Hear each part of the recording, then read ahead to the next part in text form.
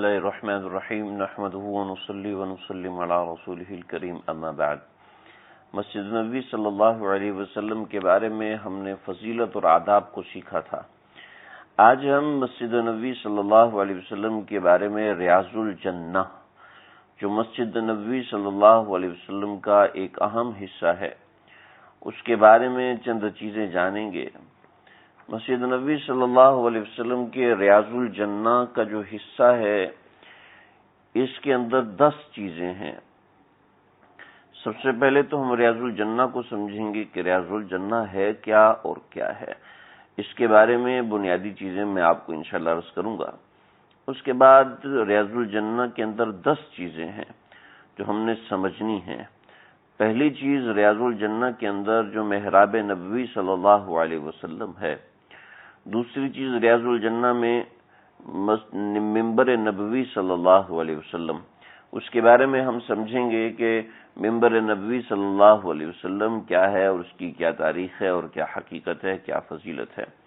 پھر مسجد نبوی صلی اللہ علیہ وسلم کے چند ایک ستون ہیں، ستون حنانہ، ستون عائشہ، ستون توبہ، ستون سریر، ستون وفود، ستون حرس، ستون جبریل، یہ ستون ہیں، اور یہ کل تقریباً 6 اور 7 ستون ہیں۔ ان میں سے ایک ستون تو بالکل اندر ہے، بقیہ 6 ستون جو ہیں اس کے بارے میں انشاءاللہ ہم بات کریں گے سمجھنے کے لیے۔ اور یہ تقریباً ہماری چند چیزیں ہوئیں، اور ریاض الجنہ کے اندر ایک اور چیز ہے اور وہ مؤذن کا چبوترا ہے۔ یہ کچھ بنیادی طور پہ 10 چیزیں ہیں جو ہم ریاض الجنہ کے بارے میں جانیں گے۔ سب سے پہلی بات ریاض الجنہ ہے کیا؟ ریاض الجنہ مسجد نبوی صلی اللہ علیہ وسلم کے اندر ایک جگہ ہے، اور نبی کریم صلی اللہ علیہ وسلم نے اس کے بارے میں فرمایا کہ یہ جنت کے باغیچوں میں سے ایک باغیچہ ہے جس کا نام ریاض الجنہ ہے۔ ان جنت کے باغوں میں سے ایک باغ ہے۔ یہ ہے کیا؟ ایک طرف نبی کریم صلی اللہ علیہ وسلم کا گھر مبارک ہے، اور دوسری طرف آپ صلی اللہ علیہ وسلم کا ممبر مبارک ہے۔ ان دونوں کے درمیان کا جو علاقہ ہے وہ علاقہ ریاض الجنہ کہلاتا ہے۔ ما بین بیتی و روضتی روضۃ من ریاض الجنہ۔ آپ نے فرمایا کہ میرے گھر کے اور میرے ممبر کے درمیان جو جگہ ہے وہ روضہ ریاض الجنہ ہے، وہ باغیچہ جنت کے باغوں میں سے ایک باغ ہے۔ آپ ریاض الجنہ جائیں گے تو انشاءاللہ آپ کو وہاں پر یہ حدیث لکھی ہوئی نظر آئے گی، ما بین بیتی و روضتی، ما بین بیتی و منبری روضۃ من ریاض الجنہ۔ تو یہ ریاض الجنہ جنت کے باغیچوں میں سے ایک باغیچہ ہے۔ اس کی بڑی فضیلت ہے، اس کی بڑی فوقیت ہے۔ یہاں پر نماز پڑھنے کی سعادت حاصل کرنی چاہیے۔ ہماری جو خواتین ہیں ان کے لیے جو ریاض الجنہ کھلتا ہے تو یہ ریاض الجنہ کا کچھ حصہ کھلتا ہے، تو محض ریاض الجنہ کی ایک فضیلت کو یہ لوگ حاصل کر سکتی ہیں ہماری مائیں بہنیں۔ لیکن ریاض الجنہ کے اندر جتنے ستون ہیں ان ستونوں کی فضیلت اور فوقیت یہ حاصل نہیں کر سکتی۔ لیکن اس سے پریشان نہ ہو، گھبرائیں نہیں، محض ریاض الجنہ کے اندر چلے جانا اور ریاض الجنہ میں حاضری دے دینا یہ بھی بہت بڑی سعادت ہے۔ اللہ کا شکر ادا کریں۔ جتنے دن آپ وہاں پر ہوں گے اتنے دن کوشش کیجیے گا کم از کم 1 یا 2 مرتبہ ریاض الجنہ میں حاضری لازمی ہو، اس لیے کہ اس مسجد نبوی صلی اللہ علیہ وسلم میں اہم ترین 2-3 چیزیں ہیں، جیسے کہ بیت رسول صلی اللہ علیہ وسلم اور قبر رسول، اور دوسرے نمبر پر مسجد نبوی میں جو سب سے اہم چیز ہے وہ ریاض الجنہ ہے، یعنی یہ والا مقام ہے۔ تو اس مقام کے اندر جانا، اس مقام کے اندر بیٹھنا، عبادت کرنا یہ بڑا اہم ہوتا ہے۔ روضہ رسول ایک طرف ہے، ممبر رسول ایک طرف ہے، اور یہی وہ جگہ ہے جہاں سے بے شمار مرتبہ آقا صلی اللہ علیہ وسلم گزرے ہیں۔ یہاں بے شمار مرتبہ آپ صلی اللہ علیہ وسلم نے سجدے کیے ہیں۔ آپ کو یہاں جانے کا موقع مل رہا ہے، آپ کو یہاں حاضری کا موقع مل رہا ہے، اس جگہ پہ سجدہ کرنے کا موقع مل رہا ہے جس جگہ آقا کے پاؤں مبارک لگے تھے، جس جگہ آقا صلی اللہ علیہ وسلم کی پیشانی مبارک لگی تھی، اللہ کا شکر ادا کریں اس نعمت کے اوپر. اور اس نعمت کی قدردانی یہ ہے کہ یہاں جتنی عبادت کر سکتے ہیں، جتنی یہاں پر تقوی اور للہیت کے ساتھ رہ سکتے ہیں، اور جتنا یہاں پر اللہ سے دعائیں مانگ سکتے ہیں، اس موقع کو ضائع مت کیجیے. اللہ نے آپ کو موقع دیا، اگرچہ آپ آج یہاں بیٹھ کر بیان سن رہے ہیں، کل امید ہے کہ آپ اسی مقام پر بیٹھ کر آپ کو یہ باتیں یاد آئیں گی جو میں آج یہاں پر آپ کو سنا رہا ہوں. اللہ تعالی مجھے اور آپ کو بار بار جانا نصیب فرمائے. ریاض الجنہ یہ مسجد نبوی صلی اللہ علیہ وسلم کا سب سے اہم ترین حصہ ہے.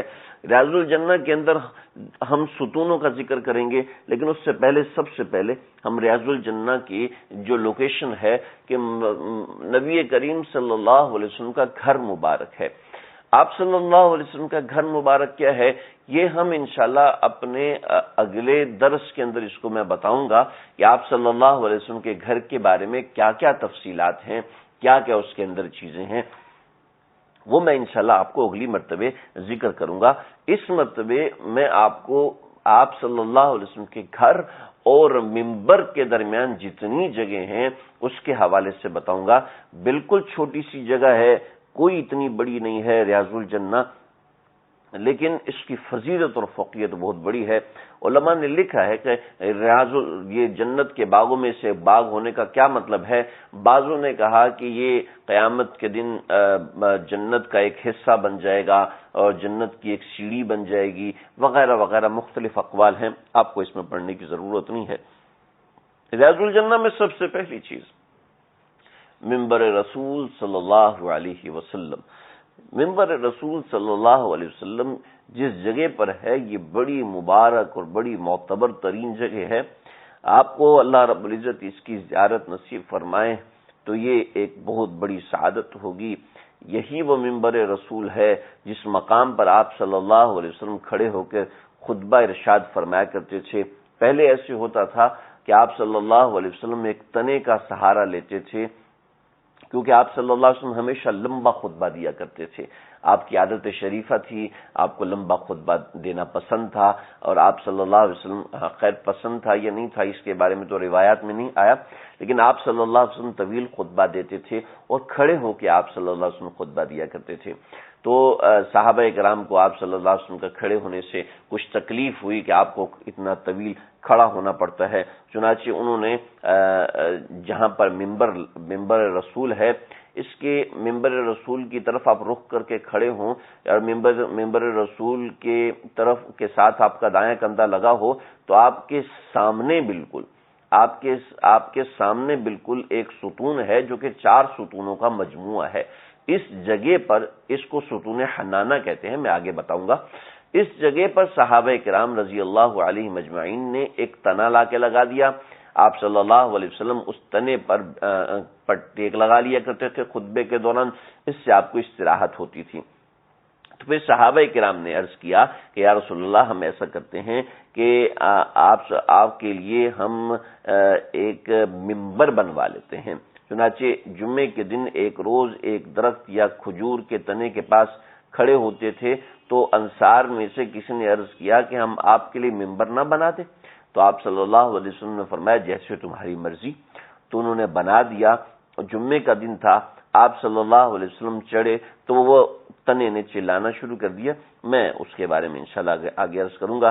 تو سیدنا ابو ہریرہ رضی اللہ تعالیٰ عنہ نے یہاں پر آپ صلی اللہ علیہ وسلم نے منبر پر کھڑے ہو کر خطبہ دینا شروع کر دیا. سیدنا ابو ہریرہ فرماتے ہیں کہ نبی کریم صلی اللہ علیہ وسلم نے ارشاد فرمایا کہ میرے گھر اور میرے منبر کے درمیانی حصہ جنت کا ایک باغیچہ ہے اور قیامت کے دن میرا یہ منبر حوض کوثر پر ہوگا. یعنی مطلب یہ کہ بعین ہی یہ منبر آپ صلی اللہ علیہ وسلم کا حوض کوثر پر ہوگا. ساری مخلوق جیسے زندہ ہو کے آئے گی اسی طرح یہ منبر بھی آئے گا. پھر ایک جگہ آپ صلی اللہ علیہ وسلم نے فرمایا میرا منبر جنت کے ترع میں سے ایک ترع پر ہوگا.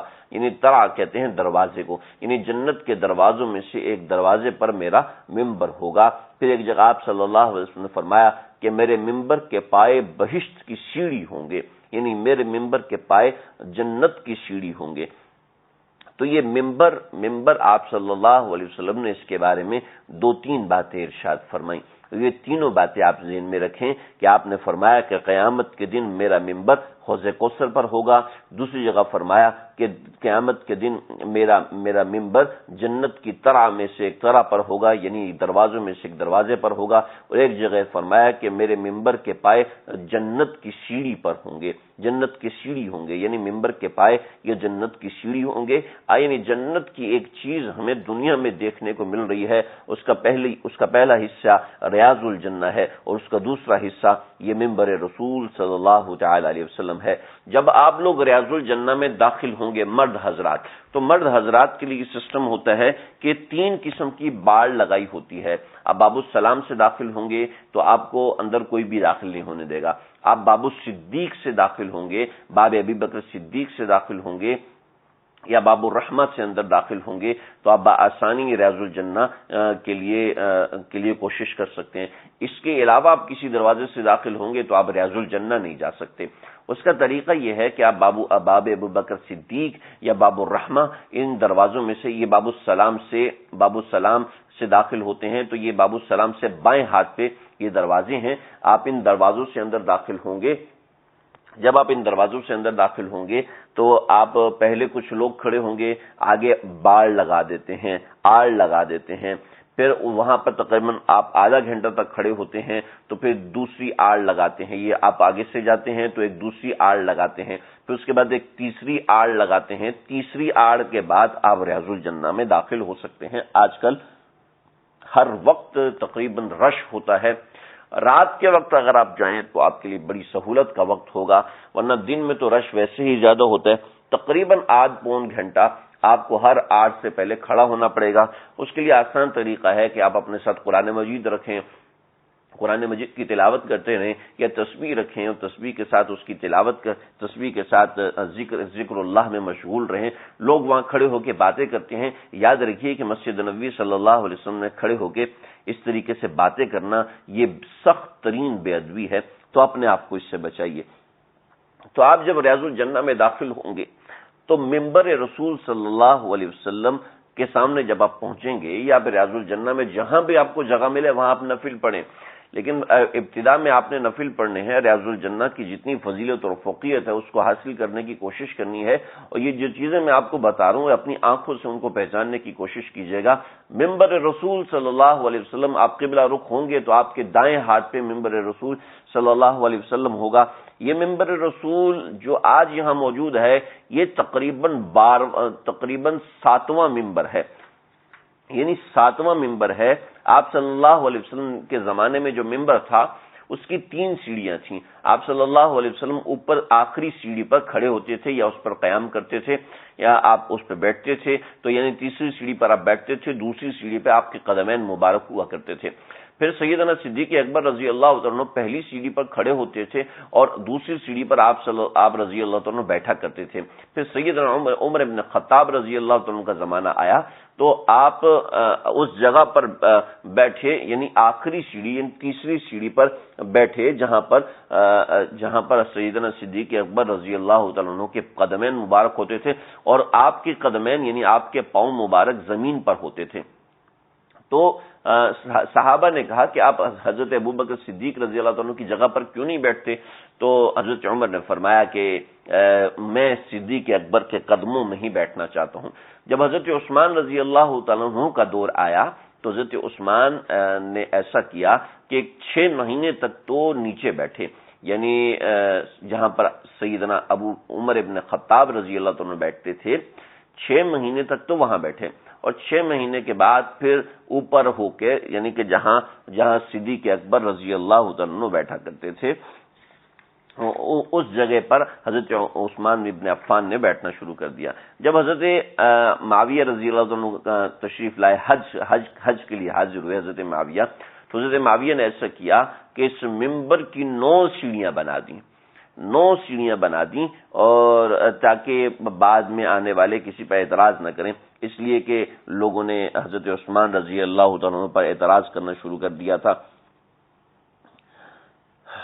لوگوں نے حضرت عثمان رضی اللہ عنہ پر اعتراض کرنا شروع کر دیا تھا کہ آپ وہاں بیٹھنا کیوں شروع ہو گئے جہاں نبی کریم صلی اللہ علیہ وسلم بیٹھا کرتے تھے، یعنی حضرت عثمان نے وہاں بیٹھنا شروع کیا جہاں نبی صلی اللہ علیہ وسلم بیٹھا کرتے تھے، میں نے شروع میں غلط کہہ دیا، تو آپ وہاں کیوں بیٹھے؟ تو حضرت عثمان کا لوگوں نے بہت اچھے سے جواب دیا کہ اگر حضرت عثمان بھی ایسا کرتے کہ حضرت عمر فاروق جیسے نیچے بیٹھے تو حضرت عثمان اس سے نیچے بیٹھے تو پھر تو آپ کو ممبر کے نیچے کوئی کنواں کھدوانا پڑے گا کہ ہر خلیفہ دوسرے خلیفہ سے نیچے بیٹھتا جائے تو خلیفہ تو کنویں میں بیٹھ کر خطاب کرتا، پھر بڑی مشکل ہو جاتی، تو لہذا حضرت عثمان نے صحیح کیا، لیکن چونکہ ادب کی بات تھی تو حضرت معاویہ رضی اللہ تعالیٰ نے ایسا کیا کہ ممبر کی 9 سیڑھیاں بنا دی اور جو بھی امام بیٹھتا وہ 7ویں سیڑھی پر بیٹھتا۔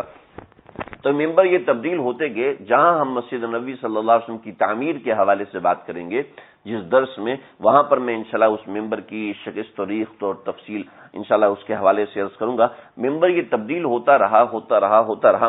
اس کے بعد جب سلطان مراد سوم یہ آئے تو انہوں نے 998 ہجری کے اندر ایک ممبر بھیجا، اور جو ممبر مسجد نبوی صلی اللہ علیہ وسلم کے اندر تھا اس ممبر کو اٹھا کے مسجد قباء میں منتقل کر دیا۔ تو مسجد قباء میں اس وقت جو ممبر ہے وہ پہلے مسجد نبوی صلی اللہ علیہ وسلم کا ممبر تھا۔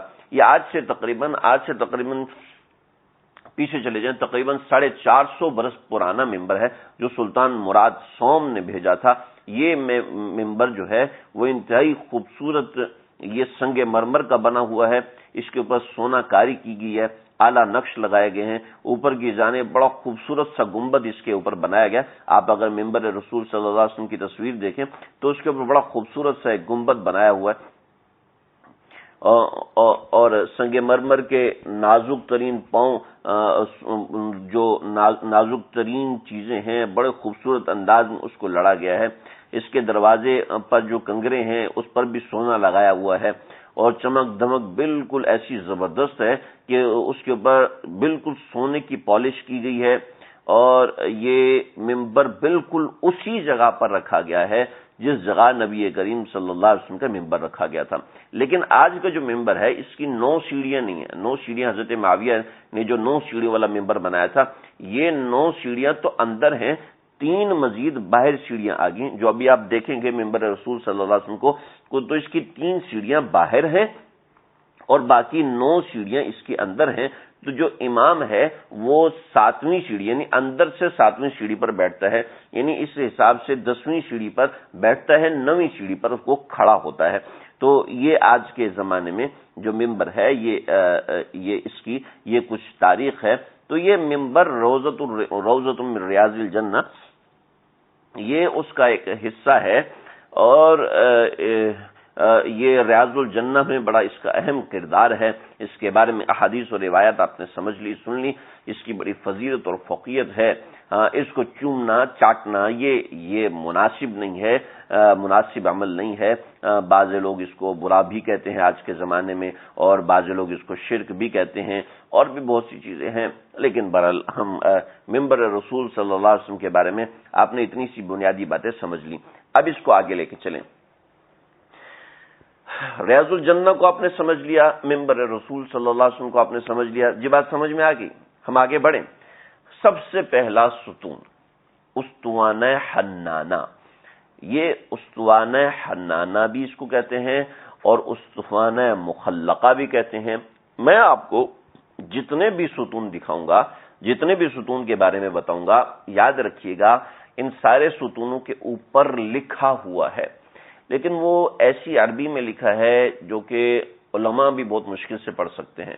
اگر پہلے سے سیکھے ہوئے ہوں، پتہ ہو تو وہ پڑھ سکتے ہیں، ورنہ وہ خط ثلث ایسے استعمال کیا گیا ہے اور ایسا گاڑا کر کے خط استعمال کیا گیا ہے کہ وہ اس کو جس کو پہلے سے پتہ ہو تو وہی سمجھ سکتا ہے۔ اس کے اوپر لکھا ہو ہذہ استوانہ، ہذہ اسطوانۃ المخلقہ، استوانہ مخلقہ بھی کہتے ہیں، استوانہ حنانہ بھی کہتے ہیں، لیکن اس کے اوپر ہذہ اسطوانۃ المخلقہ یہ لکھا ہوا ہے۔ یہ پہلا ہے۔ یہ آپ دیکھیں ممبر رسول صلی اللہ علیہ وسلم کے ساتھ اپنا دایاں کندھا لگائیں تو آپ کے بالکل سامنے جو ستون ہے وہ ستون استوانہ مخلقہ ہے۔ میں انشاءاللہ آپ کو تصویر دکھا دوں گا. اس تصویر کے اندر اس استوانہ کی طرف اشارہ کیا ہے. یہ وہ ستون ہے جس کے بارے میں نے ذکر کیا کہ آپ صلی اللہ علیہ وسلم یہاں پر ٹیک لگا کے خطبہ دیا کرتے تھے. آپ صلی اللہ علیہ وسلم نے جب صحابہ کرام نے آپ صلی اللہ علیہ وسلم کے لیے ممبر تیار فرمایا تو آپ صلی اللہ علیہ وسلم نے جب جمعے کے دن تشریف لائے تو اس استوانے کو کراس کیا اور ممبر، چونکہ آج تو ممبر بہت لمبا سا اور آگے کو نکلا ہوا ہے، تو اس زمانے میں آپ ذرا خود سمجھیں کہ اس تنے سے تھوڑا سا آگے کر کے جب ممبر رکھا ہوا ہے، جس جگہ آج ممبر رکھا ہوا ہے، تو آپ کو تھوڑا سا یعنی کہ 2-4 قدم کا ہی فاصلہ ہوگا. تو آپ جب اس سے آگے بڑھے تو اس استوانہ نے چلانا شروع کر دیا. ہمارے آقا صلی اللہ علیہ وسلم سے تو تنے بھی محبت کرتے ہیں، میرے آقا صلی اللہ علیہ وسلم سے تو بے جان چیز بھی محبت کرتی ہے، اور ایسی محبت کرتی ہے، ایسی محبت کرتی ہے، ایسی محبت کرتی ہے کہ چلا اٹھی ہے. آپ صلی اللہ علیہ وسلم نے اس کے اوپر ہاتھ رکھا، اور بعض روایتوں میں ہے کہ آپ صلی اللہ علیہ وسلم نے اس کو اپنے سے لپٹا لیا، پھر اس نے چپ ہونے والے بچے کی طرح ہچکیاں لینا شروع کر دی. حضرت جابر کہتے ہیں چونکہ اس کے پاس اللہ کا ذکر ہوتا تھا، جو کہ نہ ہوا تو وہ رو پڑا. ہائے ہائے، ایک تنا بھی ہمارے آقا صلی اللہ علیہ وسلم سے محبت کرتا ہے. یہ ہمارے آقا صلی اللہ علیہ وسلم کا معجزہ ہے کہ تنے بھی آپ صلی اللہ علیہ وسلم کی محبت میں دیوانے ہو گئے تھے، بے جان چیزیں بھی آپ صلی اللہ علیہ وسلم کی محبت میں دیوانی ہو گئی تھیں. تو یہ استوانہ حنانہ کہتے ہیں بچے کی طرح رونے والا، بچے کی طرح چلانے والا، یہ استوانہ حنانہ ہے. حضرت حسن بصری جب یہ حدیث سناتے تھے نا تو رو پڑتے تھے، فرماتے تھے اللہ کے بندو، یہ لکڑی نبی اکرم صلی اللہ علیہ وسلم کی محبت میں تڑپی تھی، تو تم کو آپ صلی اللہ علیہ وسلم کی زیارت اور آخرت میں ملاقات کا کتنا شوق ہونا چاہیے، ہم کو کتنا شوق اور تڑپ ہونی چاہیے. امام بہقی فرماتے تھے کہ تنے کا چلانا اس بات کی دلیل ہے کہ کبھی کبھی اللہ جمادات میں بھی ایسا ادراک پیدا فرما دیتے ہیں جیسا کہ انسان میں ہوتا ہے. امام شافعی فرماتے تھے کہ اللہ تعالیٰ نے جو کچھ معجزات محمد رسول اللہ صلی اللہ علیہ وسلم کو عطا فرمائے ہیں وہ کسی اور نبی کو عطا نہیں کیے. کسی نے کہا کہ حضرت عیسیٰ کو تو مردہ زندہ کرنے کا معجزہ دیا گیا تھا، تو امام شافعی نے فرمایا آپ کو ستون کے زندہ کرنے کا معجزہ دیا گیا. مردہ تو پھر بھی زندہ ہو سکتا ہے، لیکن خشک تنے سے آواز آنا یہ تو اس سے بڑا معجزہ ہے. تو یہ وہ استوانہ ہے. نبی کریم صلی اللہ علیہ وسلم خطبہ تو وہاں اس ممبر سے دیا کرتے تھے، لیکن نماز آپ صلی اللہ علیہ وسلم یہاں پہ آ کے پڑھا کرتے تھے. آج اب دیکھتے ہیں کہ وہاں پر ایک محراب بنی ہوئی ہے جو کہ محراب النبی صلی اللہ علیہ وسلم اس کے اوپر لکھا ہوا ہے. یہ آپ صلی اللہ علیہ وسلم کی محراب ہے.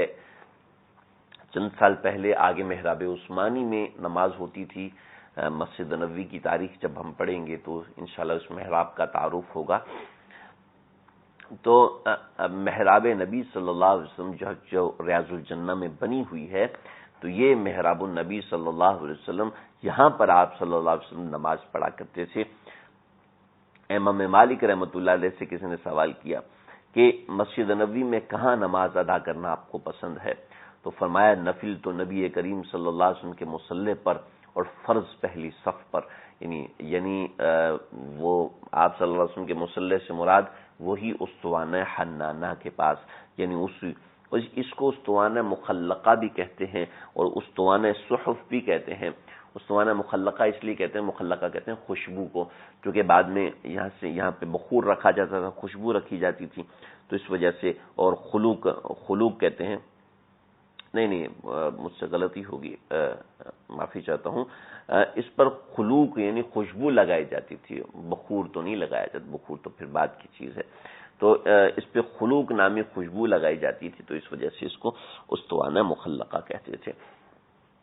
بعد میں یہ تنا بوسیدہ ہو گیا. ابن ماجہ کی روایت ہے ابی ابن کعب اپنے گھر لے گئے تھے اور وہیں پر یہ پھر کے ختم ہو گیا. بعضوں نے کہا نہیں ایسا نہیں ہے، بلکہ دوسری اور بھی مضبوط روایتیں ہیں، یعنی اس کی نسبت مضبوط روایتیں ہیں کہ ممبر کے نیچے استوانہ کو دفن کر دیا گیا۔ تو جو قوی روایت ہے وہ یہی ہے کہ ممبر کے نیچے، قوی تو ساری روایتیں ایک جیسی ہیں، ممبر کے نیچے اس استوانے کو دفن کیا گیا، یا ممبر کے تھوڑا سا دائیں طرف اس کو دفن کیا گیا۔ بہرحال یہ دوسری چیز ہو گئی، اور اس کے ضمن میں ہم نے محراب النبی صلی اللہ علیہ وسلم کا بھی ذکر کیا۔ ایک تیسری محراب بھی آپ کو نظر آئے گی جو کہ محراب عمر فاروق رضی اللہ تعالیٰ عنہ ہے، تو وہ الگ چیز ہے، انشاءاللہ ہم اس کے اوپر بھی بات کریں گے کبھی۔ تو دوسرا استوانہ، یہ دوسرا استوانہ استوانہ عائشہ، یہ بڑا اہم استوانہ ہے، بہت اہم ستون ہے۔ ممبر رسول صلی اللہ علیہ وسلم سے تیسرا، دیکھیں ممبر رسول صلی اللہ علیہ وسلم کی طرف سے تیسرا جو پلر ہے وہ پلر استوانہ عائشہ ہے۔ یہ دیکھیں آپ لوگ، میں آپ کو کتاب میں سے دکھا رہا ہوں، اس کو سمجھیں۔ ممبر رسول صلی اللہ علیہ وسلم یہ ہے، اور ممبر رسول صلی اللہ علیہ وسلم کے پاس سے یہ تیسرا ستون ہے، یعنی ممبر رسول کا دروازہ جس سیدھ میں ہے اس سیدھ میں یہ تیسرا پلر، یہ پلر استوانہ ہے، اور یہ پلر ستون ہے، اور یہ ستون عائشہ۔ اس کو ستون قرہ بھی کہتے ہیں، اور اس لیے کہ اس بارے میں بھی حدیث ہے، میں بتاتا ہوں۔ حدیث میں آتا ہے کہ مسجد نبوی صلی اللہ علیہ وسلم نے ایک جگہ ایسی ہے کہ اگر لوگوں کو اس کی فضیلت معلوم ہو جائے تو وہاں نماز ادائیگی کے لیے آپس میں قرآن اندازی کریں گے۔ اور ستون عائشہ اس لیے کہا جاتا ہے کہ حضرت عائشہ رضی اللہ تعالیٰ عنہا نے اس کی نشاندہی کی تھی، اور استوانہ مہاجرین بھی اس کے کہتے ہیں، اس لیے کہ مہاجرین عام طور پر اسی کے پاس بیٹھے تھے۔ طبرانی نے اوسط میں حضرت عائشہ سے نقل کیا ہے کہ رسول اللہ صلی اللہ علیہ وسلم نے ارشاد فرمایا کہ ستون کے پاس مسجد میں ایسی جگہ ہے کہ اگر لوگوں کو اس کی فضیلت معلوم ہو جائے تو قرہ اندازی کر کے وہاں نماز ادا کریں گے۔ یہ بات بیان کرتے وقت حضرت عائشہ کے پاس صحابہ اور مہاجرین کی اولادیں بیٹھی ہوئی تھیں۔ انہوں نے سوال کیا کہ ام المومنین وہ کون سی جگہ ہے، تو وہ چپ ہو کے رہ گئیں۔ تھوڑی دیر بیٹھے رہے، پھر وہ چلے گئے، صرف ان کے بھانجے حضرت عبداللہ بن زبیر بیٹھے رہے۔ تو وہ حضرات آپس میں کہنے لگے کہ اسے بتلا دیں گی تو مسجد میں غور کرتے رہنا، وہ آ کر کہاں نماز ادا کرتا ہے۔ کچھ عرصے کے بعد وہ نکلے اور اس ستون کے پاس آ کے نماز ادا کی، تو ان کے ساتھی سمجھ گئے کہ حضرت عائشہ نے انہیں یہی جگہ متعین کر کے بتائی ہے، اس لیے اسے استوانہ قرہ بھی کہتے ہیں۔ نبی کریم صلی اللہ علیہ وسلم نے بھی 10-12 روز فرض نماز اس جگہ پر پڑھائی ہے، اس کے بعد اپنے مصلی پہ پڑھانا شروع ہو گئے، اور پھر اس طرح پڑھائی کہ آپ صلی اللہ علیہ وسلم کے پشت پر یہ ستون تھا۔ حضرت ابوبکر صدیق، حضرت عمر، حضرت زبیر، حضرت عبداللہ، حضرت عامر بن عبداللہ بھی وہاں پر نماز ادا کیا کرتے تھے۔ قریش وہاں پر جمع ہوتے تھے، مہاجرین وہاں جمع ہوتے تھے، اور اس جگہ کو قبولیت کا خاص شرف حاصل ہے، لہٰذا اس جگہ پر بیٹھ کے اس استوانے کے سامنے بیٹھ کر یا اس استوانے کو کمر لگا کے اس استوانے کو چمٹانا، اس استوانے کے ساتھ بوسہ بازی کرنا، جس سے کہ آج کل لوگ کر رہے ہوتے ہیں، یہ انتہائی غیر مناسب ہے۔ استوانہ عائشہ آپ کے سامنے ہے، اس سے الٹے ہاتھ پر ایک اور ستون ہے جس ستون کو استوانہ ابی لبابہ کہتے ہیں۔ یہ ستون توبہ بھی ہے، استوانہ ابی لبابہ بھی ہے۔ اس کے اوپر لکھا ہوا ہے ہذہ استوانہ ابی لبابہ، ہذہ استوانہ عائشہ، یہ حضرت عائشہ کے استوانے پہ لکھا ہوا ہے، اور ہذہ استوانہ ابی لبابہ یہ چوتھا، یہ تیسرا ستون ہے استوانہ ابی لبابہ، اس کو استوانہ توبہ بھی کہتے ہیں۔ مشہور واقعہ ہے، حضرت ابو لبابہ رضی اللہ عنہ سے کوئی ایسا معاملہ ہو گیا تھا کہ بے دھیانی میں انہوں نے اپنا راز کسی کو بتا دیا تھا، تو پھر سمجھ گئے کہ مجھ سے خیانت ہوئی ہے، تو دوڑے ہوئے آئے اور اپنے آپ کو مسجد نبوی صلی اللہ علیہ وسلم کے اس ستون سے باندھ دیا۔ چلیں آپ کو سناتا ہوں۔ بنی قریظہ کے یہودیوں کی غداری کی وجہ سے آپ صلی اللہ علیہ وسلم نے ان کا محاصرہ کیا تھا۔ انہوں نے کہا کہ رسول اللہ صلی اللہ علیہ وسلم کے فیصلے کو قبول کر لو، تو یہودیوں نے حضرت ابو لبابہ رضی اللہ عنہ سے عرض کیا کہ آپ سے ہم اس معاملے میں مشورہ کرنا چاہتے ہیں۔ تو نبی صلی اللہ علیہ وسلم نے ان کو بھیج دیا۔ یہودیوں نے دیکھ کر رونا اور چلانا شروع کر دیا، جس سے حضرت ابو لبابہ کے دل میں رقت پیدا ہوئی، اور اب بنو قریظہ نے پوچھا کہ تمہارا کیا خیال ہے کہ ہم محمد صلی اللہ علیہ وسلم کو فیصل تسلیم کر لیں؟ انہوں نے کہا کہ ہاں، لیکن ساتھ ہی گلے پر اشارہ کیا کہ اس کا نتیجہ تمہارا قتل ہوگا۔ حضرت ابو لبابہ کا بیان ہے کہ باخدا مجھے اس وقت خیال آیا کہ میں نے خدا اور اس کے رسول کی خیانت کی۔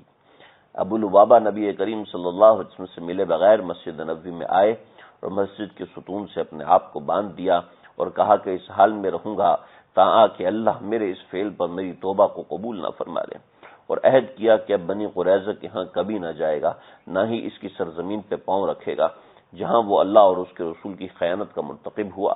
انہوں نے جب واپسی میں دیر کر دی تو رسول اللہ صلی اللہ علیہ وسلم کو سارا قصہ بتایا گیا۔ آپ نے فرمایا کہ اگر وہ سیدھا میرے پاس آ جاتا تو میں اس کے لیے استغفار کرتا، اب چونکہ اس نے خود یہ کام کیا ہے تو میں اسے کبھی نہ کھولوں گا تاکہ اللہ اس کی توبہ قبول فرما لے۔ کچھ دنوں بعد سحری کے وقت نبی اکرم صلی اللہ علیہ وسلم پر وحی نازل ہوئی، ابو لبابہ کی توبہ قبول کر لی گئی ہے۔ اس وقت آپ حضرت ام سلمہ کے گھر تھے۔ وہ فرماتی ہیں کہ میں سحری کے وقت نبی کریم صلی اللہ علیہ وسلم کو مسکراتے دیکھا تو عرض کیا کہ یا رسول اللہ، اللہ آپ کو مسکراتا رکھے، کس بات پہ آپ مسکرا رہے ہیں؟ فرمایا کہ ابو لبابہ کی توبہ قبول کر لی گئی ہے۔ تو انہوں نے عرض کیا کیا میں اسے خوشخبری نہ دے دوں یا رسول اللہ؟ آپ نے فرمایا اگر تمہاری مرضی ہو تو کیوں نہیں۔